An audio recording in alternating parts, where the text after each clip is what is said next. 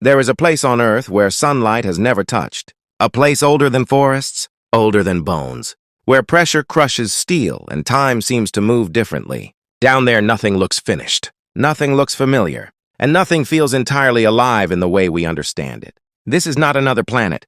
It's beneath your feet, beneath the noise, beneath the continents, beneath the deepest fears we rarely admit. Tonight we descend. As we leave the surface, the ocean begins to erase things. First, color disappears. Red vanishes, then orange, then yellow. At 200 meters, the world becomes blue, then black. This is the twilight zone, where light is scarce and unreliable. Here, life adapts by becoming something strange. Fish grow oversized eyes, bulging, glassy lenses that drink in the smallest traces of glow. Others abandon vision entirely, navigating instead by pressure and vibration, like living sonar. Some creatures make their own light, cold chemical flashes called bioluminescence, used to lure, confuse, or vanish. But scientists still don't fully understand why some species glow constantly, even when it seems to give them away. This raises a larger question. Is survival down here about seeing or about being seen last? We descend further.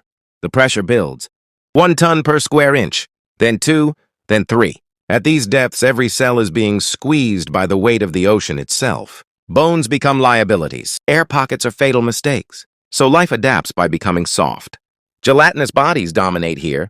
Jellyfish, siphonophores, and drifting forms that look less like animals and more like half-finished ideas.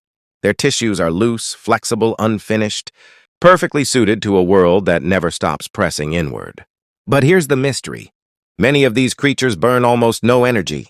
They barely move, barely grow, barely age. Scientists still don't know how long some of them live. In a world where survival costs everything, some creatures seem to survive by doing almost nothing at all. Deeper still, no plants grow here, no photosynthesis, no sunlight-driven food chain. Everything above depends on the sun.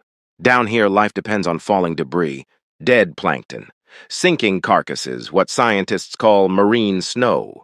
It's a slow, unreliable rain of death. So creatures adapt by becoming patient and grotesque. Anglerfish evolve enormous mouths and needle teeth, capable of swallowing prey nearly their own size.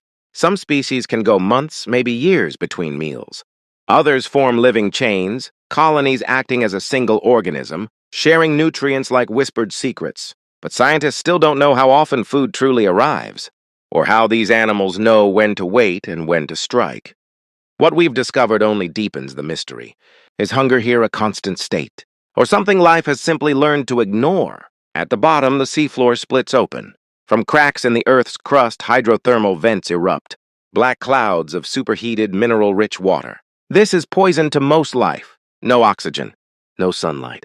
Extreme heat, and yet life thrives. Tube worms grow without mouths or stomachs. Crabs farm bacteria on their shells. Entire ecosystems run on chemical energy, not sunlight. Here, bacteria convert toxic chemicals into food, and everything else feeds off them. It's life rewritten from the ground up. Scientists believe this may resemble Earth's earliest ecosystems, or even how life might exist on other worlds. But the question remains, if life can begin here, why does it feel so fragile everywhere else? The deeper we go, the more incomplete life begins to feel. Not broken, not failing, just unfinished, as if evolution is still experimenting, still testing shapes, senses, and strategies we barely understand. We've mapped more of Mars than this world beneath us. Most deep-sea species have never been seen alive. Some may vanish before we even know they existed. And maybe that's the truth this place reveals. Life doesn't need to be perfect, or bright, or understood. It only needs to persist, quietly, patiently. In the dark places we've barely begun to explore, the ocean floor isn't empty. It's waiting,